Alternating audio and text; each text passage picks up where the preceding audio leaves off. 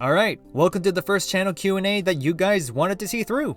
I really should have finished this a month or two ago, but that's what happens when you're forced to take integral calculus and your mental health is flushed down the gutter for a second time. But that's all in the past, and I'm now taking a separate, less torturous course to fill out my final required credit to graduate, so yay. Got a fair number of questions to get through, so let's get into it. Starting off, what does the M in Michael stand for? Excellent first question. Nothing. But I was named after my late grandfather on my mom's side, so there's that. What's a country you'd like to visit someday, and why? As of late, I've really lost interest in traveling. Blame homesickness. Though if I had to travel anywhere, probably Indonesia? Mainly to visit Komodo National Park and the Raja Ampat Islands. One has Komodo dragons, which I've never seen in person before, and the other is one of the most biodiverse places on Earth. What more do you need? If you had to pick one prehistoric animal you like a lot, question mark? Which one and why? I know who sent this one, so I'm allowed to make fun of him. Blatant grammatical errors aside, and assuming I remotely understand the question at hand, it's Temnodontosaurus. It's a criminally underrated and underappreciated taxa that was critical and near foundational to our understanding of natural history, and was first discovered by a working class woman at a time when the scientific world was dominated by men. So put some more respect on Marianning in this ichthyosaur's name. And also revise its taxonomy, please. Why is it still polyphyletic? Favorite Ace Attorney game? I'll be damned, I've only finished the first game with my friends, and we're still getting through Rise from the Ashes after a whole year. I actually bought the Investigations collection unreleased for reasons I'll explain later, but I want to play through the original trilogy first before getting to that duology, let alone the rest of the series. But the original Ace Attorney was very fun, and the playthrough I had with my friends was wild. Now's your chance. Let's get out of here, guys. No! No! No! You are looking So in funny. that drawer to see what is in there. Now's I your love chance these before that busty ass woman comes back. Mr. Wright, who is the victim in this case? No, check the court record! Cinderblock is kind of funny. No! No! Wasn't it? No! This case gets decided today. Phoenix, look! It's your lover! Favorite Pokemon that's not a fossil Pokemon? And one of the options for a video was about Rathalos, so favorite creature in Monster Hunter. Corviknight undoubtedly is my favorite non-fossil Pokemon. Anything below the top 3 just becomes a nebulous smash of mons whose ranking fluctuates to no end. So here's a sample for y'all to judge my immaculate taste. While we're at it, Megas over Gigantamax and past paradoxes over the Ultra Beasts. We don't talk about the future paradoxes. The future isn't wild, it's boring. Favorite Monster Hunter creature is one you'd not expect to hear from me at all. Legit, take a guess. Time's up, you're wrong. It's Valstrax, my first flagship. I fought Valstrax when I was still very new to mainline Monster Hunter, managed to break every breakable part only to fail the quest multiple times due to the 20-minute timer in the GU demo. But once I got the full game proper and beat it at the end of High Rank Story, that was my proof of a hero moment, if you know what I'm saying. That and the fact that I really like its design and fight. Good stuff, Capcom. Do you play any trading card games? If so, which ones? No. Not really. However, when I was in elementary, I amassed a collection of, not Pokemon cards, but cards for the Dinosaur King arcade game. I'm still missing a few key dinosaurs from the localized English series, but I'd say I got a decent collection. Which conveniently ties into the next question. What got you into paleontology? And if you could be any prehistoric creature, what would it be and what would your answer be when you were younger? Well, it was the Dinosaur King arcade. Indirectly.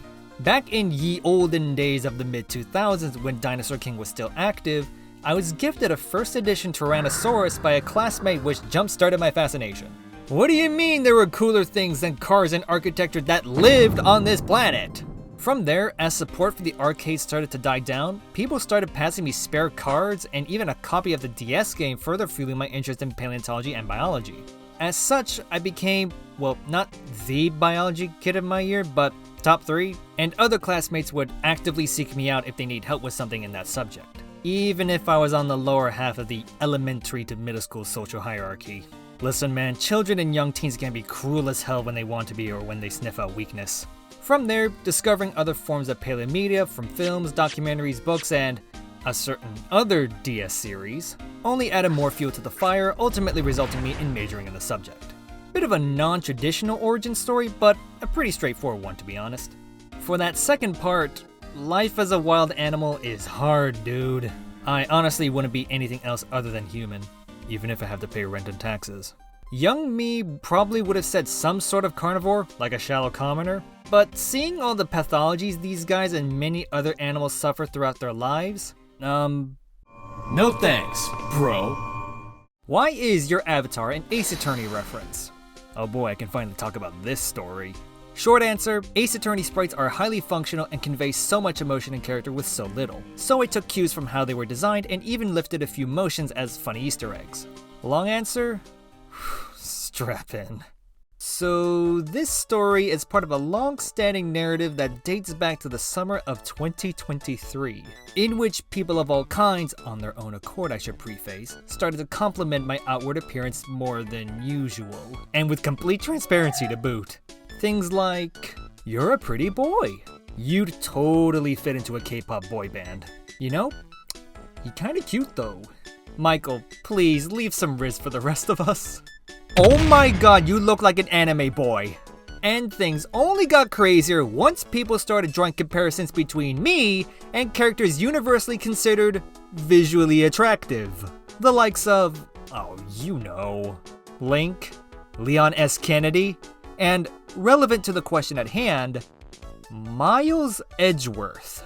The timing of that specific comparison was impeccable as well, cause a few days after being compared to the magenta-clad prosecutor, Ace Attorney Investigations Collection was announced to be released the day before my birthday. I now believe in divine intervention. And thus, I sank into the Ace Attorney rabbit hole and the rest was history. Including that time I performed Edgeworth's ending monologue from Justice for All for a high-level acting class in full cosplay and, well, you see those grades, people loved it. I already talked about my favorite Monster Hunter monsters, so alternatively, favorite movie. Hard question. My interest in watching movies took a nosedive right before COVID hit and hasn't really surfaced ever since. But here's a few movies I'm quite fond of for one reason or another. What are your favorite books? Maybe one non-fiction and one fiction? Also, what is your favorite individual fossil? Damn, another hard question because I don't read recreationally anymore. My reading nowadays is mostly research-based for my classes, video projects, and keeping myself sharp. That being said, I think the one book that shaped me the most when growing up was the first edition Princeton Field Guide to Dinosaurs. I took that book everywhere with me, simply because I wanted to learn more about these animals. Dr. Mark Whitten's Pterosaurs Natural History, Evolution, and Anatomy is also up there in impact during my mid-teens. Favorite individual fossil is, surprise surprise, also a tough decision. Honestly, any fossil that lends direct insight into the behavior, appearance, or life histories of extinct animals, because they often have interesting stories to tell. What's your thought process when designing Smash Bros. Fighter design/concepts? Do you try to capture the character's essence through game feel, or do you typically try to capture their essence via references and such? Any advice you have for someone trying this out themselves? 100% game feel. After all, you're creating a character for an interactive medium, so ensuring that the character and their moveset play well while also being true to themselves is what I would prioritize most. References to a character's source material can help achieve this, but they're at their best when they're incorporated into the character's core game plan, if they work in context. It's a careful balance that takes practice, refinement, a lot of research, and good judgment to get right. I'd recommend watching veteran Smash YouTuber Delzathan, I hope I said his name right, who's made countless concepts for Smash and other games, and who's my biggest inspiration to even attempt doing this sort of thing. Oh boy, this next one is loaded. What's your favorite Notosuchian, prehistoric chondrichthyan, and Noto ungulate? Also, favorite Cenozoic bird. God, why such big clays to choose from? Subecids are cool. Terrestrial crocodilomorphs that survived for a long time. I would mention Simasuchus, but that's an easy cop-out. Holocephalians are the definition of fish body horror, which makes them cool.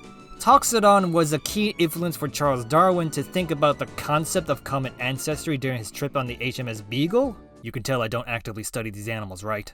But my favorite Cenozoic birds, plural, are still around today. the red-whiskered bulbul and the light-vented bulbul, because both species have successfully bred on my balcony. This next question is thankfully less loaded.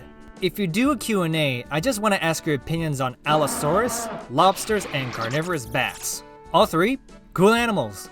I wish I could say more beyond that because I don't actively study them. We'll hopefully cover Allosaurus one day. Banayas or bananos? How about I do you one better? If you dig up a fossil of a new species of dinosaur, what are you naming it? Had to ask some associates for some insight cause this is something I won't know until I know exactly what I'm describing. Choosing a name for a new species of anything is really context dependent with many avenues for inspiration. I'd probably stick to something more descriptive, assuming the specimen has a noteworthy feature, and incorporating something related to its place of discovery or scientific history. In my opinion, that's what the best names in general do, as they're both functional in describing something's distinguishing traits while adding some interesting supplementary information if you squint hard enough. What is your opinion on Jurassic Fight Club? Asinine. Emphasis on ass. Someone made a video talking about the possibility that Mesozoic era dinosaurs had a symbiotic relationship with other animals similar to wolves and ravens. Since it was the only video talking about this, I was wondering how much evidence there is for this idea. Here's the thing, finding decisive evidence for these sorts of relationships and interactions in extinct animals is really hard, simply because of the incomplete nature of the fossil record and the fact that we can't see them in action anymore. But it's not impossible. I did some sleuthing and found 3 separate publications detailing direct evidence of arthropod-dinosaur symbiotic relationships, 2 parasitic and 1 commensalistic. Not exactly what most people would expect, but we take what we can get in this field. Now, did non-avian dinosaurs have symbiotic relationships with other higher vertebrates? Statistically speaking, certainly. We just don't have the evidence to support it due to the nature of our dataset. What's your story with Pokémon? How did you come to know the franchise and decide to do content about it? Would you believe me that I started with Omega Ruby of all games?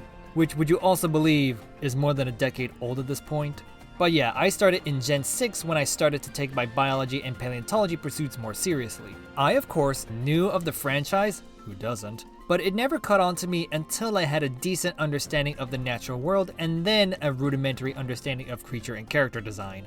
As for why I decided to make a video discussing Pokemon, I explained it in the making of video, but it's cause I felt I could do something no one else has done on this platform. We have separate creators discussing competitive play and the design origins of the Pokemon themselves, but why not both at the same time?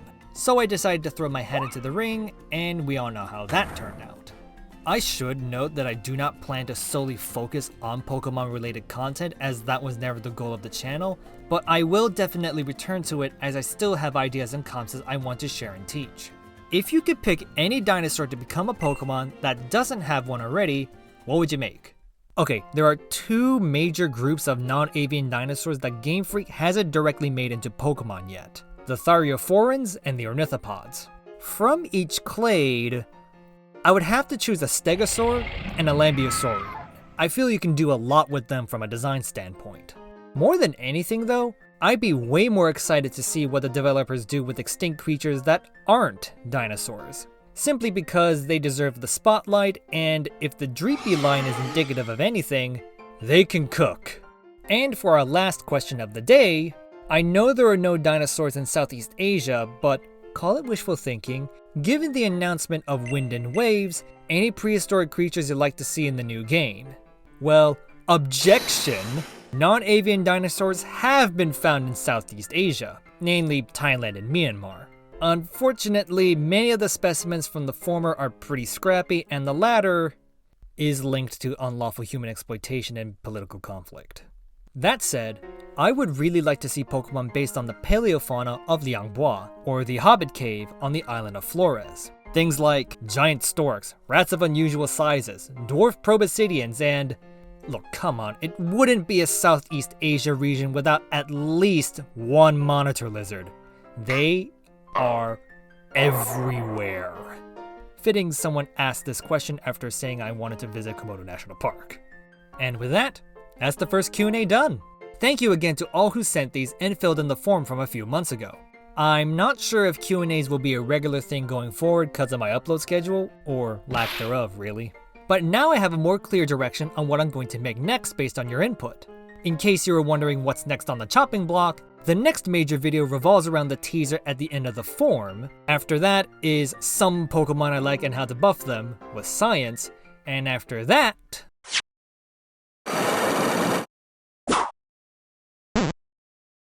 this bird's gonna get cooked alive. I'll see you guys then.